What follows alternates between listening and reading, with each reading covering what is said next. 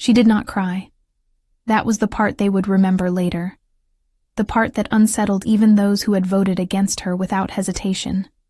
When the herald read the charges aloud in the great hall of Ashvale, when the words, falsification of sacred records, and treasonous conduct, unbecoming of a council servant, rang off the vaulted stone ceilings and fell like stones into the pool of silence below, Sarah Voss stood straight and still and did not cry.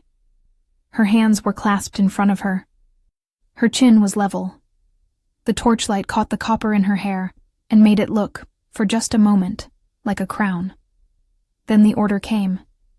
"Kneel," said Lord Hadron, the eldest council member, his voice carrying the weight of a man who had delivered this particular verdict many times before, and found it no more troubling than ordering wine.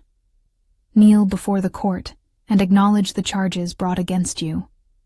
Sarah knelt. She felt the cold of the stone floor through the thin fabric of her servant's dress, felt it move up through her knees and into her bones like water finding its level. Around her, the great hall was packed to its furthest corners. Every noble family in Ashvale had received an invitation to this particular session of the court, and every noble family had come. She understood why. Public disgrace was a form of entertainment when it happened to someone else, and she had never been important enough for anyone here to feel the discomfort of watching a friend fall. She was the archivist's assistant. She was the illegitimate daughter of Councillor Voss, who had died 3 years ago and left her nothing but his name and a small room in the servants' quarters. She was no one. And no one, she had learned long ago, could be made to kneel without consequence. Lady Isolde Crane stood to the right of the council dais, composed and exquisite in pale silver, her dark hair coiled at the base of her neck like something sleeping. She did not look at Sarah directly. She looked at a point just above Sarah's head, as if Sarah were a piece of furniture that had been moved to an inconvenient location. Isolde's expression was one of measured sorrow, the kind a person practices in a mirror until it becomes indistinguishable from the real thing. She had accused Sarah of altering the treaty documents relating to the Draveth succession line, of inserting language that would have benefited a rival noble family, of using her position in the royal archives to commit an act of political sabotage. The evidence presented was meticulous. 3 witnesses. A sample of forged handwriting expertly matched to Sarah's own. A testimony from Isolde herself, delivered with such quiet devastation that 2 of the council members had visibly winced. Sarah had said, simply and without elaboration, that she had not done it. No one had believed her. She knelt on the cold stone and looked at her hands and thought about the documents she had spent 11 years protecting. She thought about the nights she had stayed past midnight in the archive rooms, rebinding volumes that were falling apart at their spines, carefully transcribing records that had begun to fade, cataloging the history of a kingdom that had never quite decided whether to include her in it. She thought about the treaty that she was accused of altering, a document she had in fact spent 2 weeks working to authenticate after a question arose about one of its original signatures. She had found the answer. She had written her findings in a separate report, filed it correctly, and gone home. She had done everything right. And here she was on her knees in front of 300 people who were not looking at her hands the way she was. The herald was still speaking. Something about the formal terms of her dismissal. Something about the revocation of her archive clearance. She let the words move over her like water, and focused instead on keeping her breathing even and her shoulders back and her face composed. Because she had decided sometime in the last hour that if they were going to do this to her, they were going to have to do it while she looked like herself. She did not hear the footstep. She heard the silence that preceded it. It was the kind of silence that happens when a room full of people all notice the same thing at the same moment, and none of them dare be the first to react. A collective held breath.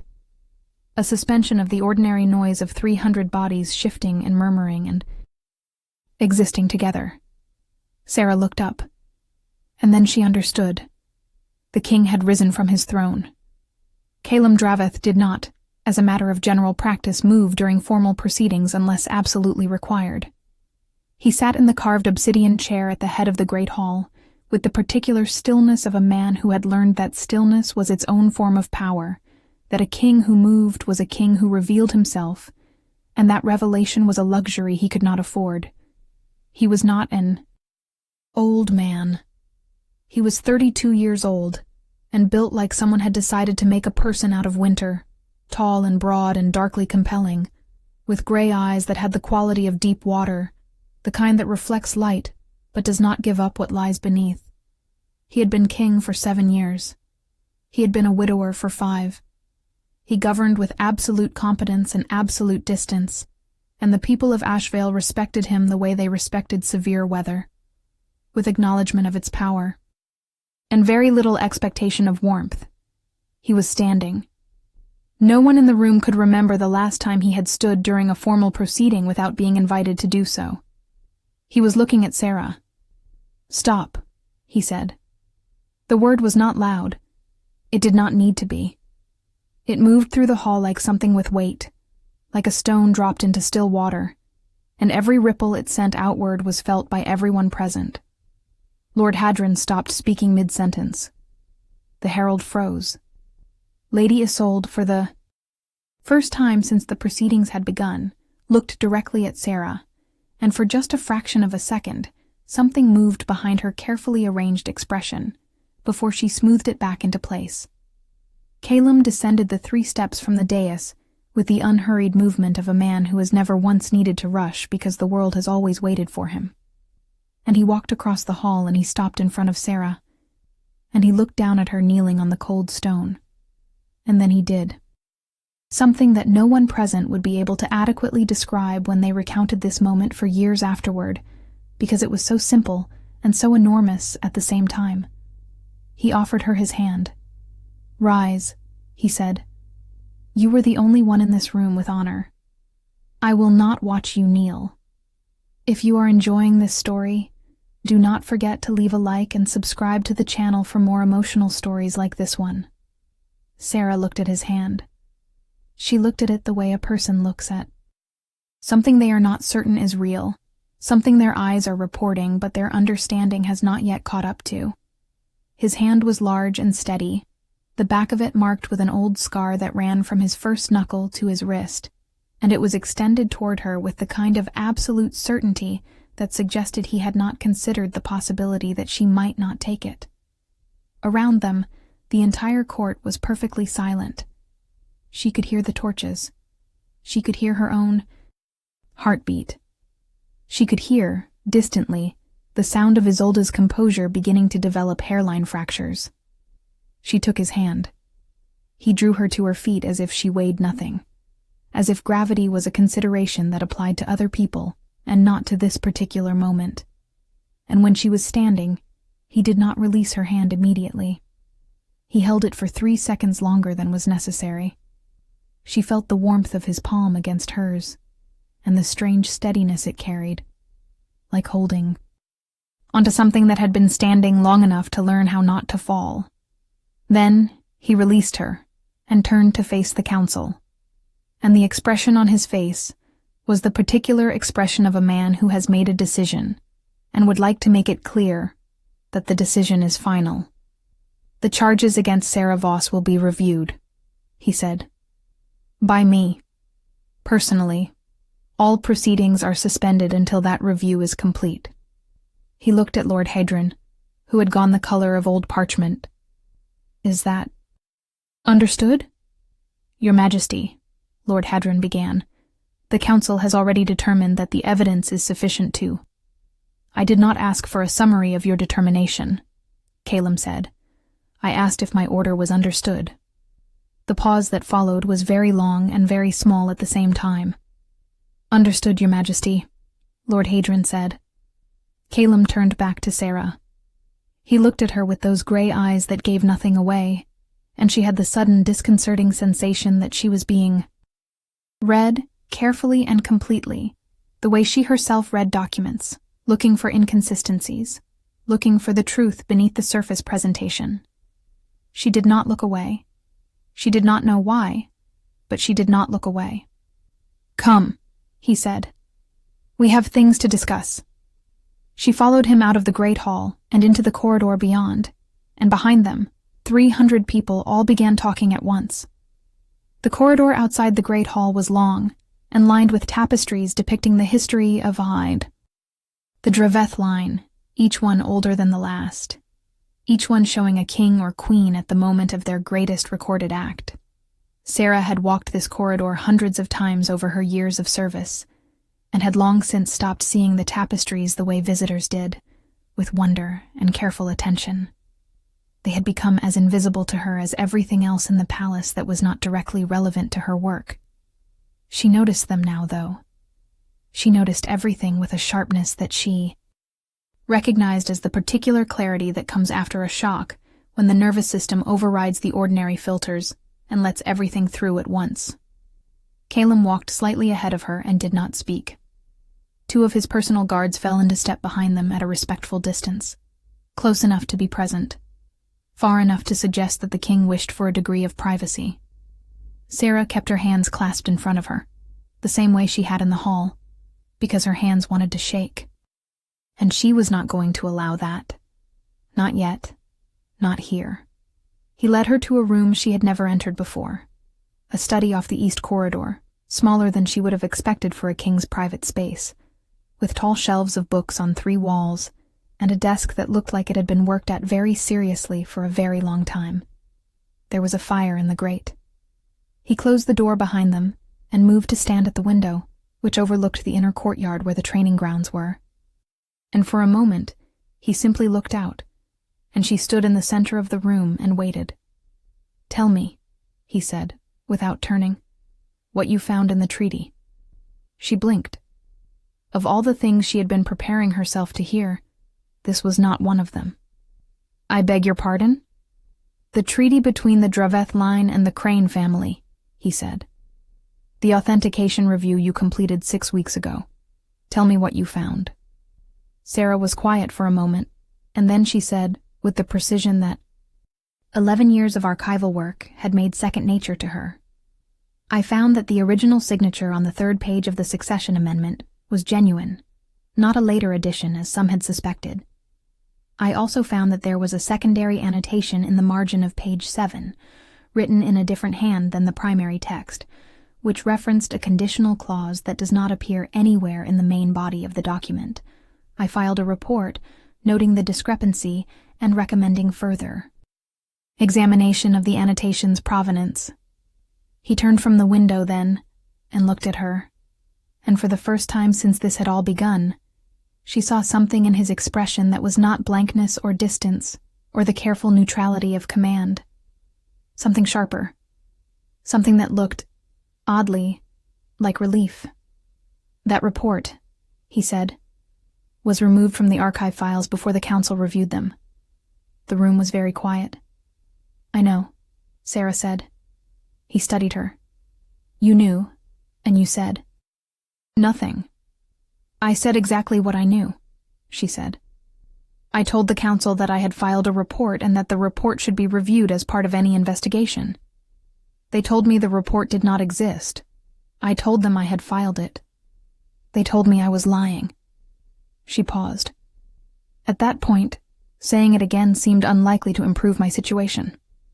Something moved at the corner of his mouth. It was not quite a smile. It was the ghost of one, the memory a smile had left behind. "No," he said. "I imagine it would not have." He moved from the window to the desk and sat on the edge of it, which was such an unexpectedly informal gesture for a man she had only ever seen sitting in a throne or standing at full ceremonial height that she almost took a step backward. "The annotation you found," he said. "What did it say?" "It referenced a bloodline condition," Sarah said carefully, because she was beginning to understand, with the particular intelligence of someone who has spent her life reading, between the lines of historical documents, that this conversation was much larger than it appeared. A clause stipulating that the succession compact between the Draveth and Crane families would be rendered void if it could be demonstrated that the ruling Draveth line had a prior mate bond claim, one predating the compact's ratification, connected to a bloodline listed in the founding accords. The room was very quiet again. "And do you know," Calum said, with a stillness that was different from his usual stillness, more careful, more taut, which bloodline it referenced. Sarah looked at him. She thought about the 11 years she had spent in the archives, the documents she had read, the histories she had catalogued, the genealogical records she had cross-referenced with the precision of someone who found genuine pleasure in the interconnectedness of things. She thought about a particular family name she had seen in the founding accords, a name that had appeared with unusual frequency in connection with the earliest Draveth records, a name that she had noticed and filed away and never thought to connect to herself because the idea had seemed too large and too impossible to be taken seriously by someone who had always been told she was very small and not particularly serious. "Voss," she said. He did not look surprised. She realized, with a slow and slightly dizzying clarity, that he had known before she said it. "Sit down," he said, not unkindly. "This is going to take some time to explain." She sat in the chair across from his desk and listened to Calum Draveth, King of Ashvale, explain to her that she was not who she had believed herself to be. He did not do it dramatically. He did not build to a revelation or construct a narrative arc around it the way the poets who performed at royal banquets would have done. He told it to her the way someone tells a fact, plainly and in sequence, with the occasional pause to allow her to process. He told her that the Voss bloodline was not a minor council family's name. It was one of the 7 founding names, the original families who had established the Compact of Ashvale before the territory had a king, before there were thrones or courts or councils. The Voss line had dwindled, scattered, its members dispersing over generations, until only a very few remained, most of them unaware of what they carried. Her father, he told her, had known. He had hidden it deliberately, had taken a position of minor council service precisely because it kept him close to the records without drawing attention to why he might want access to them. "He was protecting you," Calum said. "He was protecting himself," Sarah said, and then more quietly, "But yes, also me."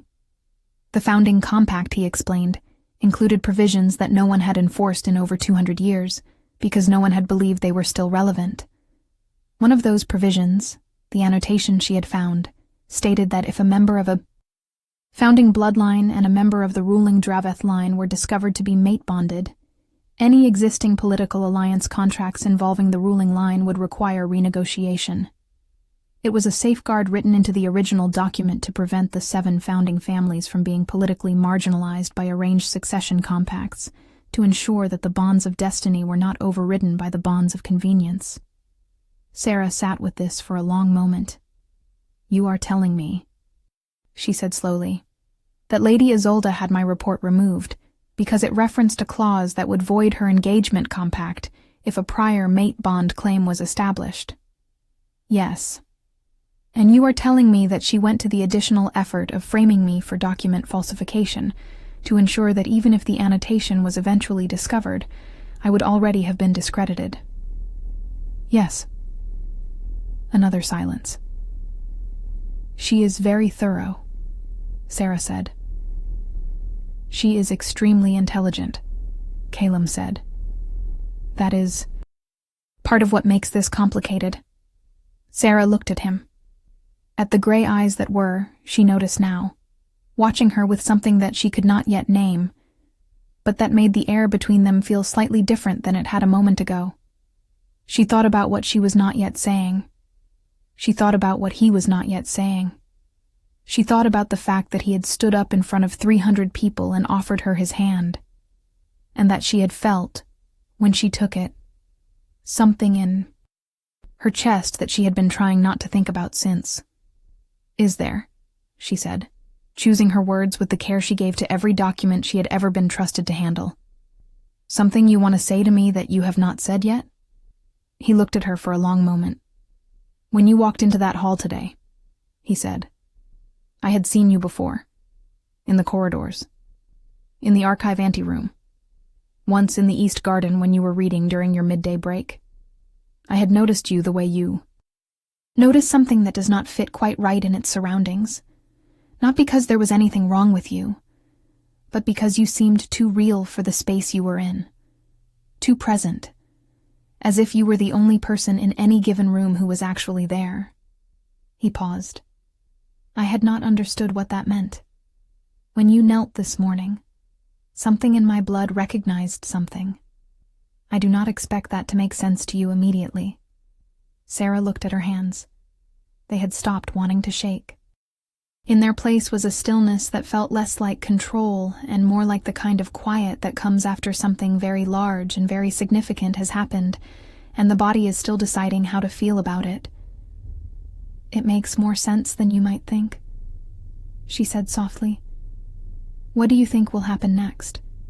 Leave your predictions in the comments below. The days that followed were not simple. Simplicity, Sarah was beginning to understand, was not something that Ashvale offered to anyone whose life had become entangled with its king.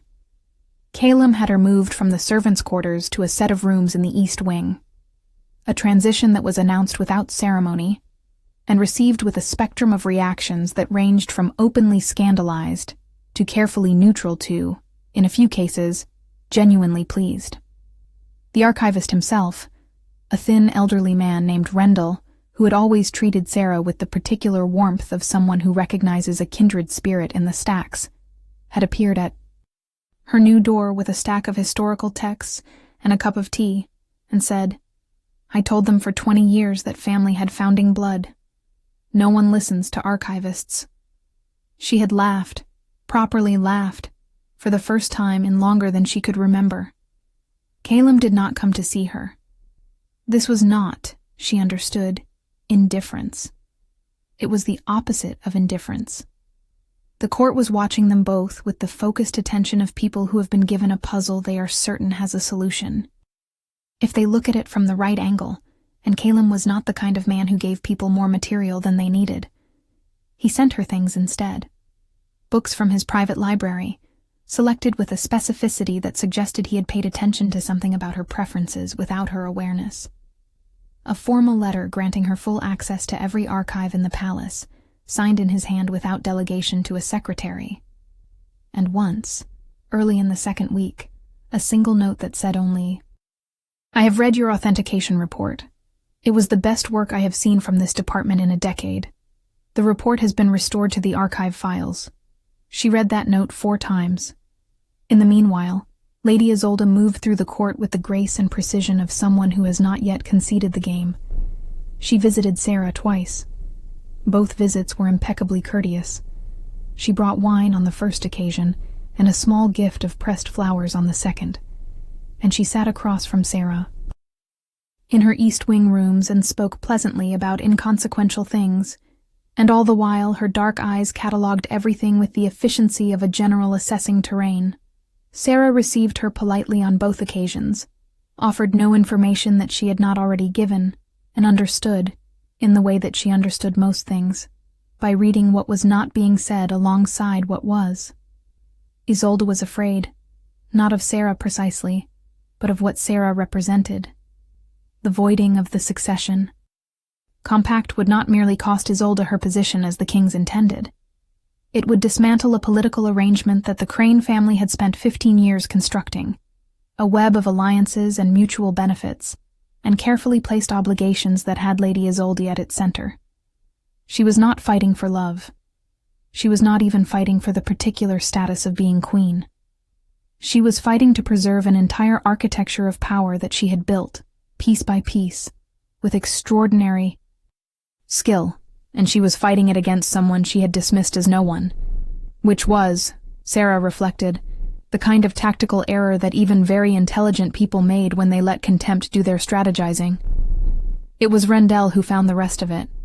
He came to her rooms on a Thursday evening looking slightly flushed, carrying 3 leather-bound volumes that he set on her table with the reverence of someone placing sacred objects on an altar.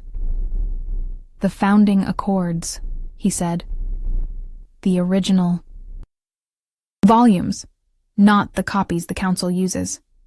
I have been looking for a reason to pull them from the restricted section for 15 years, and your situation has finally provided one. He opened the third volume to a page that had been marked with a strip of red ribbon. Read from here. She read. It took her a long time because the language was archaic, and the handwriting was the cramped, precise script of someone who had been writing quickly and trying to fit too much onto a limited amount of page. But she read it, all of it, every line, and when she was done, she sat back in her chair and looked at the ceiling and breathed slowly. "This changes everything," she said. "Yes," Rendell said, with the satisfaction of a man who has been saying something for 20 years and has finally been proven right. "It rather does." The passage in question was not the annotation she had already found.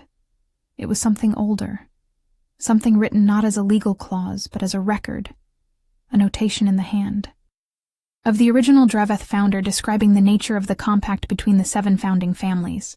And within that notation was a description of the Voss bloodline specifically, the role they had played in the original binding of the territory, the nature of the ability they carried. The Voss family had been, in the old language, the keepers of true record. Not archivists in the clerical sense, but something older, the bloodline whose particular gift was an innate capacity to perceive falseness in a document, to feel in their own body when a text had been altered or corrupted or deliberately deceived. It was, the founder had written, a gift without which the kingdom's records could not be trusted, and it was a gift that the Dreveth line had always understood they needed close to them. Her father had not become a council archivist by accident. She had not become one by accident either. And every time she had run her fingers over a document and felt that particular wrongness, that almost physical sense of something being not quite right, a sensation she had always attributed to professional instinct and familiarity with the archive material, she had been feeling the truth of her own blood. She requested a meeting with Calum that evening. He received her in the same study where they had first spoken privately, and he was at the desk this time rather than the window. And he looked up when she entered with a directness that she was beginning to recognize as his particular form of attention, the way he had of making a person feel that they were the only point in a room he considered worth looking at. She put Rendell's 3 volumes on the desk in front of him, and told him what she had found, and she watched his face as she spoke with the same precision she gave to every document she read, looking for what was genuine beneath the surface. He was very still. His hands resting on the desk were very still, but his eyes were not still at all. They were the eyes of a man who is receiving information that reorganizes a great many other things he already knew, and who is deciding, in real time, how to feel about what that reorganization implies. "You knew about the bloodline ability," she said, when she had finished. It was not quite a question. "I suspected," he said. "I had no documentation. The restricted volumes were not accessible to me without a formal council motion, which I could not make without revealing why I was looking." He paused. "I knew there was something. I knew it the first time I watched you in the archive anteroom 2 years ago. You stopped reading and put your hand on the page you were working with, and you had a particular expression on your face that I could not name at the time, but that I understand now." She remembered that day. She had been reviewing a deed of transfer, and had felt the wrongness in it, the almost physical sensation of something displaced, something that did not sit correctly in the text. She had flagged it for review, and it had turned out that a date had been altered, a minor discrepancy in a property record that had probably been an honest clerical error. She had thought nothing more of it. "You were watching me," she said. "I notice things," he said, which was not an apology but which was, in its own way, an acknowledgement. There was a pause, and in it, something shifted between them. Not dramatically, not with the kind of seismic event that stories always describe when 2 people arrive at a significant moment together. It was quieter than that.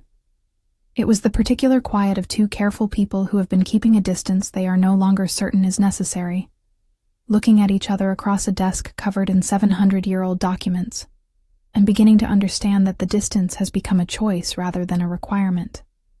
"The compact review," she said, because she needed to keep herself in the practical and useful, where she was most reliable.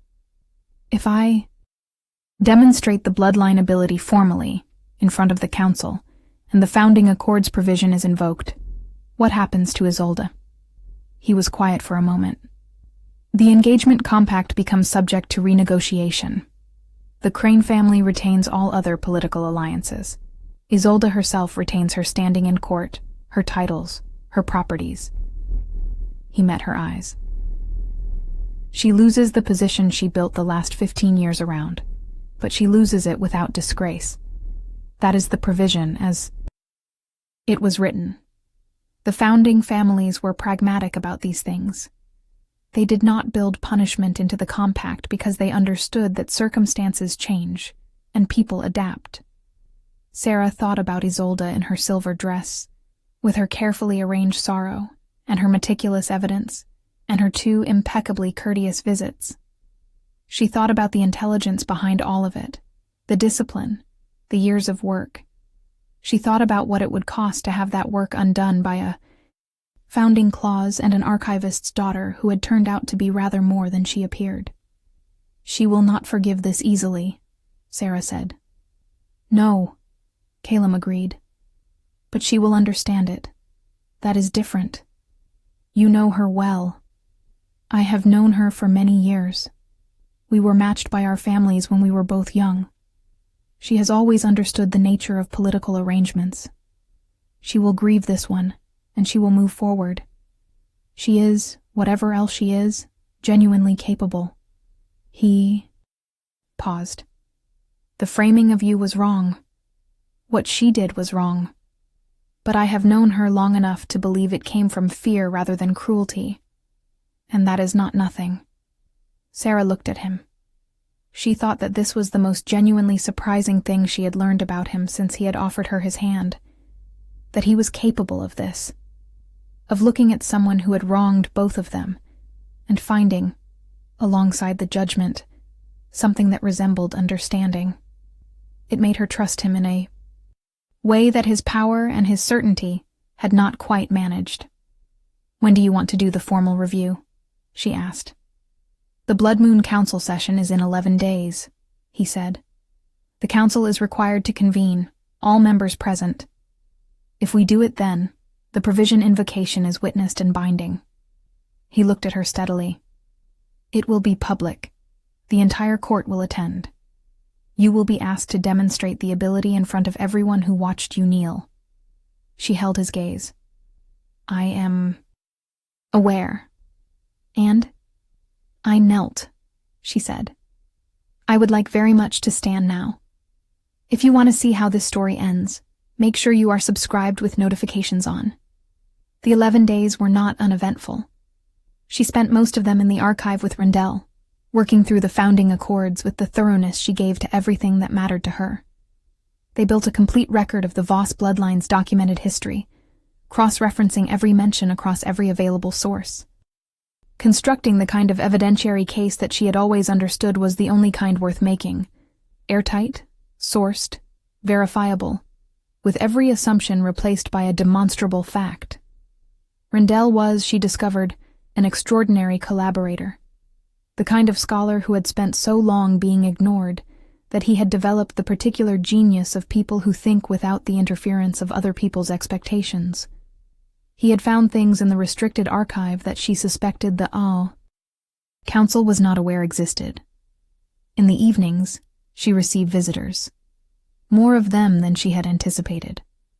There were court members who had been present at her shaming, and who came now to indicate, with varying degrees of articulation, that they had not been entirely comfortable with proceedings as they had unfolded, which was not quite the same as saying they had objected, but which was, she understood, the closest that people who lived inside systems of power could come to retroactive conscience, without it costing them anything. She received them without enthusiasm and without coldness, because she had not survived 11 years in the palace by making unnecessary enemies. She also received, on the 5th day, a visit from someone she had not expected. Isolde came alone this time, without the wine or the pressed flowers, or the careful pleasantness of her previous visits. She sat down across from Sarah in the East Wing rooms, and she looked at her with those dark, assessing eyes. And for a long moment neither of them said anything. And then Isolde said, "You are going to invoke the founding provision at the Blood Moon session." It was not a question. "Yes," Sarah said. Isolde nodded slowly. She folded her hands in her lap and looked out the window for a moment, and Sarah could see in her profile something that she had not seen before, the absence of the careful performance, the face underneath the face. She looked tired. She looked like someone who has been holding a very large and complex structure aloft through sheer effort, and has begun to feel the weight of it in her bones. "I want you to know," Isolde said, still looking out the window, "that the framing was not personal. You were in the way of something I needed, and you were convenient to use. I am not asking you to forgive it. I am asking you to understand that it was calculation, not hatred." Sarah considered this. "Calculation is not a comfort to the person who kneels." "No," Isolde said. "It is not." She turned from the window and looked at Sarah directly. "I was 9 years old when my family made the agreement with the Draveth line. I have spent 23 years building toward something that was supposed to be mine. That does not excuse what I did, but it is why I did it." She paused. "I think I need you to know that." Sarah looked at her. The intelligence was still there, and the discipline and the capability, and underneath all of it, something that Sarah had not expected to find, and that made this moment considerably more complicated. Something genuine. Not warmth exactly, not friendship in any form she recognized, but something real. Something that had been present under all the calculation all along, and that had perhaps made the calculation harder than it might otherwise have been.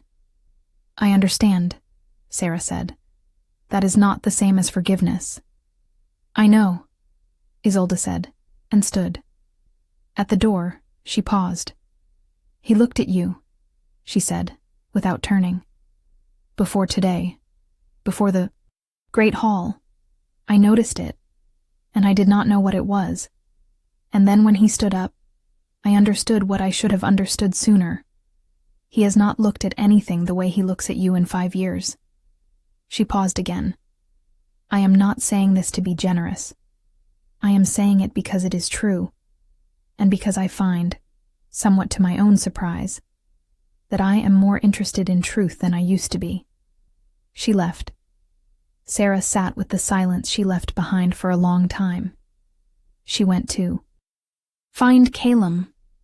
She found him, as it turned out, in the corridor outside the archive room, which meant he had been coming to find her, which neither of them acknowledged directly, because they were both, at their cores, people who preferred to let the significant things happen without narrating them.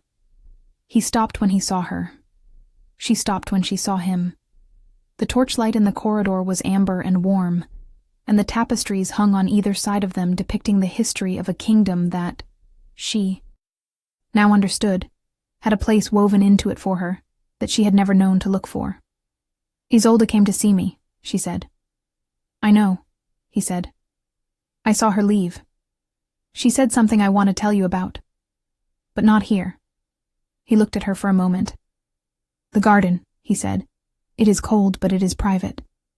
The inner garden at night was very different from the inner garden that she had used for her midday readings, small and walled with ivy-covered stone, the fountain in its center silenced for the season, but still present as a shape in the dark.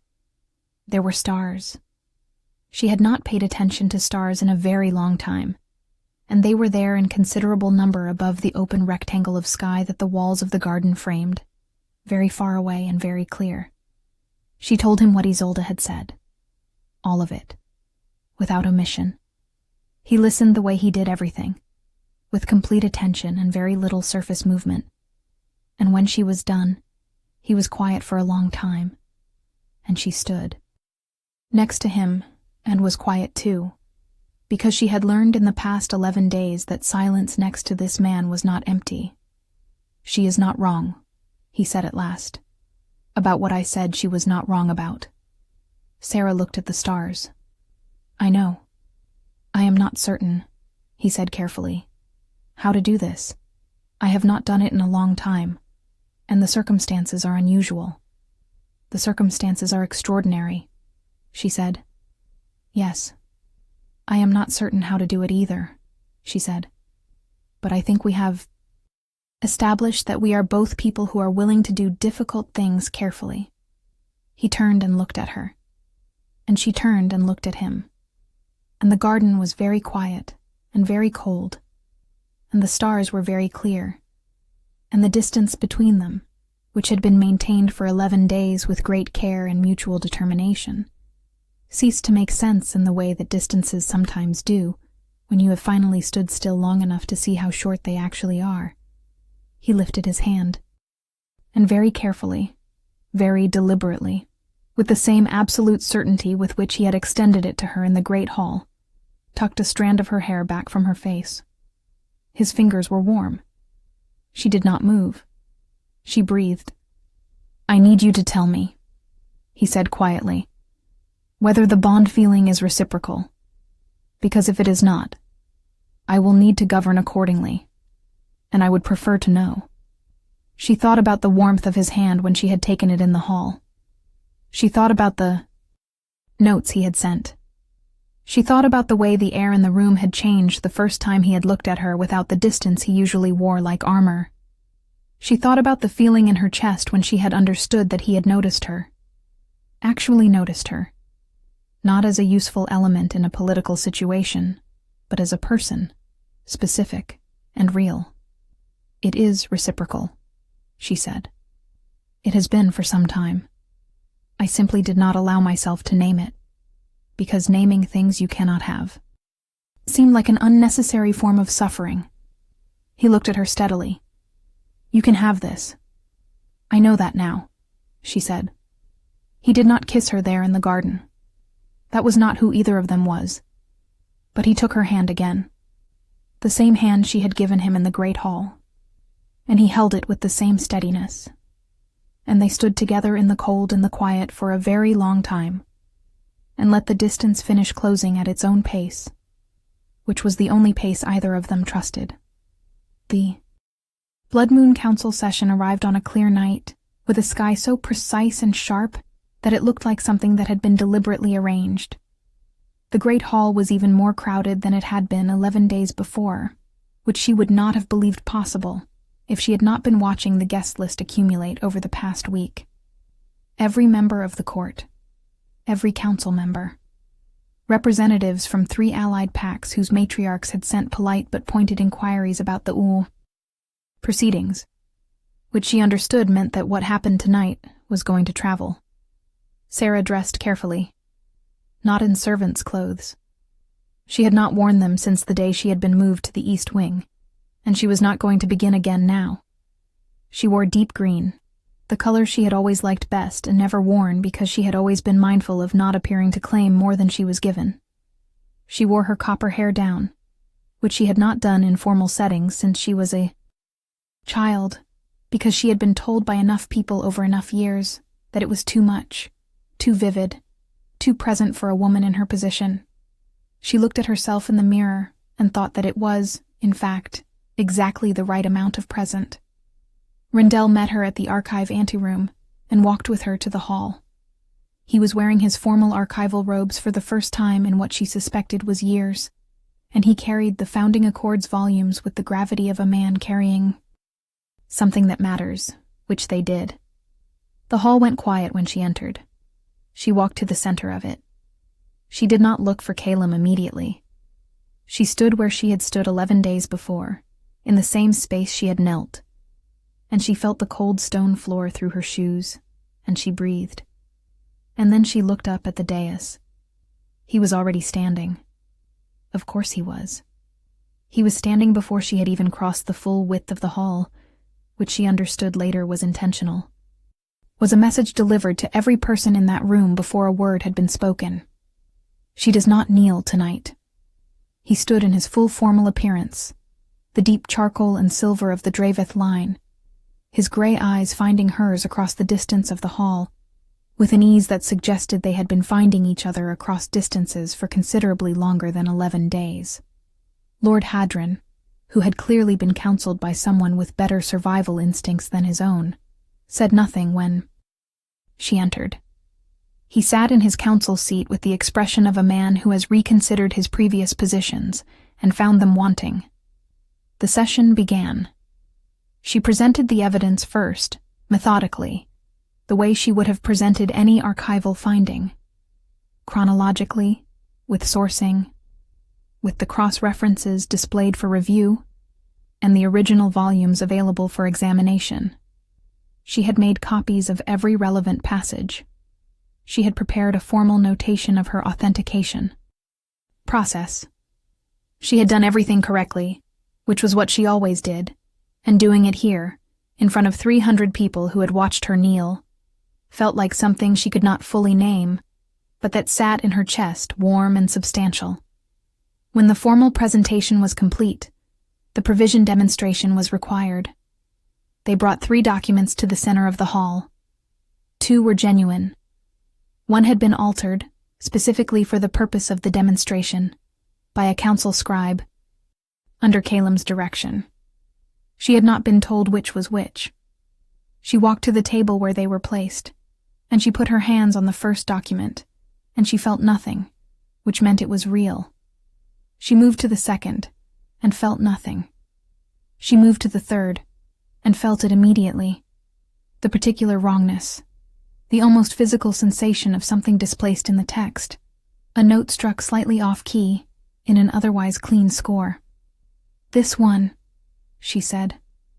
"The date on the 3rd line has been changed. The original entry was the 14th, not the 4th. The council scribe, standing at the side of the hall, confirmed it. She heard the sound that 300 people make when they collectively reassess something they had believed to be true. It was not loud. It was the opposite of loud. It was the sound of a very large room becoming very quiet in a very specific way. And then Calum spoke. He did not speak from the throne this time. He walked down from the dais as he had before, moving across the hall floor until he stood beside her, and he addressed the court from there, which was not where kings gave addresses, which was precisely the point. "The Founding Accords provision is hereby formally invoked," he said. "The succession compact between the Draveth line and the Crane family is subject to renegotiation, as outlined in the original agreement between the 7 founding families, with no penalty to either party and all existing political alliances maintained. In full. This is not a judgment against Lady Isolde Crane. This is the operation of a law written 700 years ago by people who understood something we had forgotten, that the compacts of blood and destiny are not lesser than the compacts of politics. They are prior to them." He turned to look at Sarah, and the court turned with him, and she stood in the center of the hall where she had knelt, in her green dress with her copper hair loose. And she looked back at him, and she felt something move through her that was not performance and not relief exactly, but something older than both, something that felt like being recognized, not by a room full of people, not by a king in a formal session, but by the particular intelligence she had felt looking at her across desks and corridors and garden walls for 11 days, seeing her clearly and choosing not to look away. "Sarah Voss," he said, and his voice carried through the hall without effort, without performance, with the absolute steadiness of something true. "You were brought to this hall 11 days ago to be diminished. I am asking you to stand here now so that this court may understand what it almost lost through its own carelessness." He paused. "You are a founding bloodline keeper. You are the most gifted archival interpreter this palace has employed in living memory. And you are, if you are willing, the woman I intend to court with all the patience and care that should have been yours from the beginning. The choice is yours. It always was." The hall was absolutely silent. Sarah looked at him. She thought about 11 years of making herself small enough to keep. She thought about the cold stone floor and the indifferent herald and the 300 people who had watched and said nothing. She thought about her father, who had known what she carried and had loved her enough to hide her and not enough to tell her. She thought about the strange and specific comfort of a man who had watched her from across an archive anteroom 2 years ago and had paid attention to the expression on her face and had not forgotten it. Yes, she said, simply, without hesitation, because 11 years of careful qualification had been enough, and she was done with it. I am willing. If this story touched your heart, share it with someone who loves epic romance. Tell me in the comments, did you see this ending coming? There was a sound in the great hall then. She could not have described it precisely. It was not applause, though there was some of that. It was not the murmur of scandal or the rustle of political recalculation, though both of those were present. It was something more complicated, the sound of a large group of people experiencing something they had not been prepared to feel, and not quite knowing what to do with it, and doing it anyway. It was the sound of 300 people looking at 2 people standing in the center of a room, and understanding, with whatever instinctive part of them still recognized such things, that they were witnessing something real. Calum offered her his hand. She took it. The warmth was the same as it had been in the hall 11 days before. The same steadiness, the same absolute certainty. She held it this time without wondering if it was real, without the lag of a mind trying to catch up to what was happening. She held it with the directness of someone who has decided to stop apologizing for the space they occupy. In the weeks that followed, the court adjusted, as courts always do, to the new shape of things. The Crane family released a formal statement, confirming their understanding of the provision invocation and expressing continued commitment to the alliance between their family and the Draveth line, which was, as political statements went, extraordinarily graceful, and which Sarah suspected had been substantially drafted by Isolde herself. She saw Isolde once, at a public dinner 3 weeks after the session. Isolde sat at a table with her family, and she was composed and beautiful, and she laughed at something someone said to her, and the laugh appeared to be genuine, and Sarah watched it from across the room and felt something complicated and ultimately generous move through her. She caught Isolde's eye for just a moment, across the dinner tables and the noise and the candlelight, and Isolde inclined her head, the precise degree that indicated acknowledgement between 2 people who have decided to occupy the same world without making it a problem, and Sarah returned the gesture, and that was that. Rendell was promoted to Chief Royal Archivist, a position that had been vacant for 6 years, and that he accepted with the expression of a man who has been told something he already knew, but is glad to have confirmed. He moved into the Chief Archivist's chambers with a truly alarming quantity of books, and immediately began a formal project to restore the restricted section to a state of proper organization, a project he estimated would take approximately 4 years, and that he clearly found a deeply satisfying prospect. Sarah continued her work in the archives. She did not stop. She had never intended to stop. If anything, her access expanded considerably, and she found things in the deeper collections that she would be working through for years. Documents and histories and records that told the story of Ashvale with a completeness that the public collections had never managed, and that she understood now, uniquely suited to verify. The bloodline ability was not a burden she had been carrying. It was a capability she had always had, and had used without naming, and naming it changed nothing about how it worked, and everything about how she felt about having it.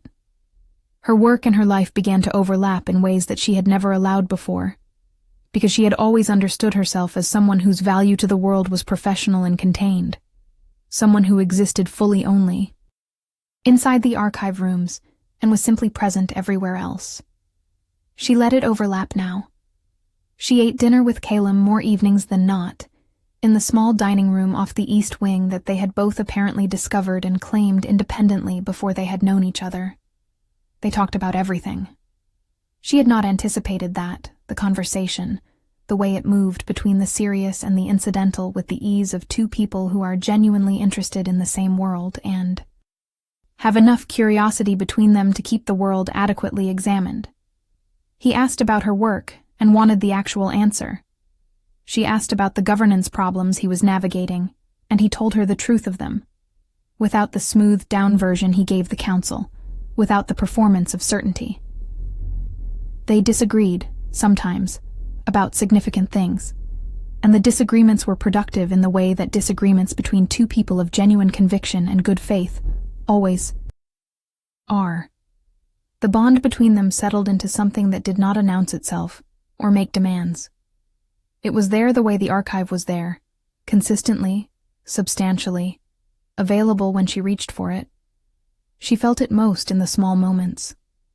When she looked up from a document, and he was watching her and did not look away when she caught him. When he was speaking to the council about something tedious, and his eyes found hers across the room, and the corner of his mouth moved in the ghost of the smile she had decided was hers specifically. When they walked the corridors of the palace late in the evening after the court had retired, and the quiet between them was the comfortable kind, the kind that does not need to be filled because both people in it are already there. She told him about her father, eventually. Not all of it at once, because it was a great deal, and she had spent 3 years keeping it contained. But in pieces, over many evenings, the way you dismantle something that has been holding you together in the wrong shape. He listened to all of it. He did not offer comfort where it was not called for, which she appreciated. He offered presence, which was what she actually needed. She walked into the archive one morning, 6 weeks after the blood moon session, and found on her work table a small package containing a key. The key was old, ornate, made of something dark and heavy that she did not immediately identify. Attached to it was a note in Calum's handwriting, which she had come to recognize as clearly as she recognized any document she had worked with extensively, for the Upper East Tower. I believe you will find it useful. The tower had been locked for the entirety of her service in the palace, and she had always wondered what was in it. She found, when she opened it, an archive, older than anything in the main collection. The founding family's original documents, the records from before Ashvale had a name, from before any of this had been organized. Into a kingdom with a king and a court and a council. Her blood recognized it before her mind did. The warmth of it, the rightness, the sense of being in exactly the place she was supposed to be.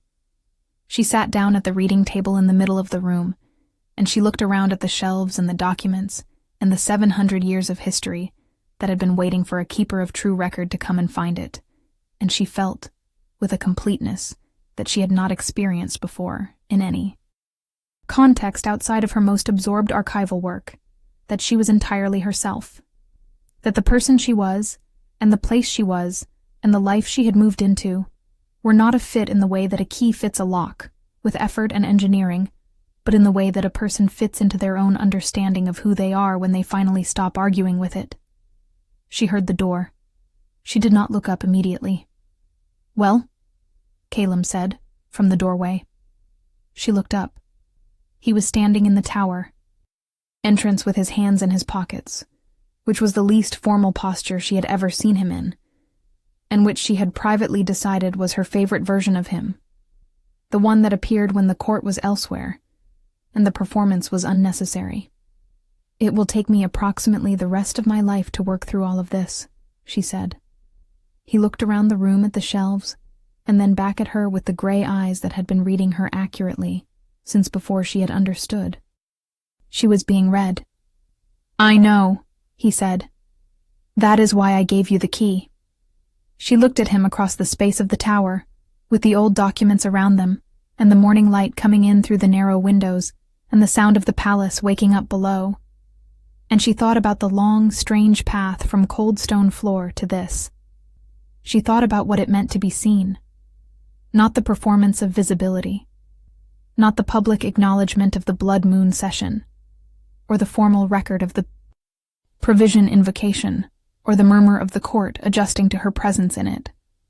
But this, A man standing in a doorway, telling her, in the plainest and most specific terms, that her life's work and her life were not intention, had never been intention, were in fact the same thing, and that he had understood this about her before she had understood it about herself. "Thank you," she said. "You were always going to find your way here," he said. "I simply opened the door." She shook her head. "You stood up," she said. "That was not a small thing." "No," he agreed, and came fully into the room, and sat down across the table from her, and reached across and took her hand in his. The same hand, always that same hand, warm and steady in its certainty. It was not. Outside, Ashevale was going about the business of its morning. Inside the Upper East Tower, surrounded by 700 years of history that had been waiting for someone who could read it truly, Sarah Voss held the hand of a king who had looked at her and not looked away, and began. The documents in the Upper East Tower were not organized in any system she recognized. That was the first thing she understood about them, and the first thing that told her how old they truly were, because the filing systems she knew had been developed over centuries, refined and revised and replaced, each generation of archivists imposing their own logic on the material they inherited. But these documents predated all of those systems. They predated the concept of a system, in the archival sense. They were organized, she eventually understood, by something she could only describe as association, placed in proximity to other documents that their original keepers had understood to belong together, not by date or subject or family name, but by some other principle that she would need time to understand. She suspected it was the principle she carried in her blood. She suspected that the original keeper of true record had organized. This Towerby felt truth, rather than imposed logic, and that it had made perfect sense to anyone else who carried the same gift. This was the thought she was turning over in her mind on a cold morning in the tower 3 days after Calum had given her the key, when Rendell arrived with a thermos of tea and the expression of a man who has found something he cannot quite believe. "You need to see this," he said, setting the thermos on the corner of her work table and placing in front of her a document that she recognized immediately, the handwriting, the quality of the ink, the particular way the parchment had aged. It was from the same collection as the passage in the Founding Accords that had begun all of this. But it was not from the Founding Accords. It was older. She read it.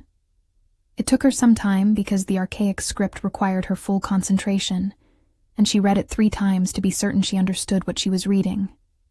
Then she sat back and looked at the ceiling and breathed. "Rendell," she said. "I know," he said, and poured her tea with the air of a man providing emergency supplies. This was written before the compact. Before the original founding compact, yes, by approximately 40 years. She looked at the document again. It was a record, made by someone whose name she did not recognize, describing a bond observed between 2 people from 2 specific families. The families were named.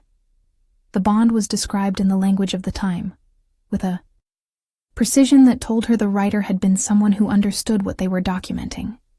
And at the bottom, in a different hand, a notation that said, in the archaic script of the period, that this bond had been the reason for the compact, that the compact had not created an arrangement between the founding families. It had been written in recognition of something that already existed. The Voss and Draveth bond had been the founding of Ashevale, not a consequence of it, not a secondary clause, the original reason. She brought this to Calum that evening, and he read it with the same stillness he brought to everything significant. And then he set it down on the desk and looked at her, and in his gray eyes was something she had not seen in them before, which was the specific quality of a person who has just understood that something they thought was new is, in fact, very old. "We have been here before," he said. "Someone like us has," she said. "A very long time ago. And they built a kingdom out of it." He was quiet for a long time. Then he said, "We have more documents to go through.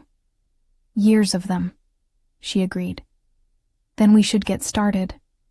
She smiled, and it was the smile of someone who has been given exactly the right amount of work and exactly the right company to do it with. And he saw it, and the ghost of his own smile came back to him. The real one, the one she was still learning the full shape of. He stood and moved to stand beside her.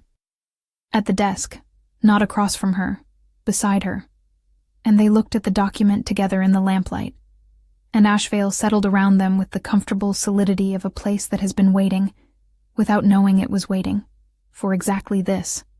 She had come to the palace at 17 with her father's name and nothing else. She had spent 11 years becoming invisible in service of a kingdom that had not yet decided whether she was worth seeing. She had knelt on cold stone in front of 300 people, and she had not cried, and a king had risen and offered her his hand, and in the offering had changed the gravity of her world. She had found her bloodline in a tower of documents that had been waiting for her specific hands. She had stood in the center of the great hall in green and copper, and refused to be the size she had been assigned. She had always been the keeper of true record.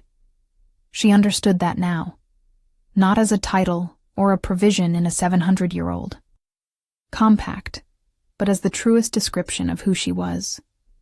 She kept true record. She perceived falseness. She found what was real beneath what was presented. She had done it with documents for 11 years.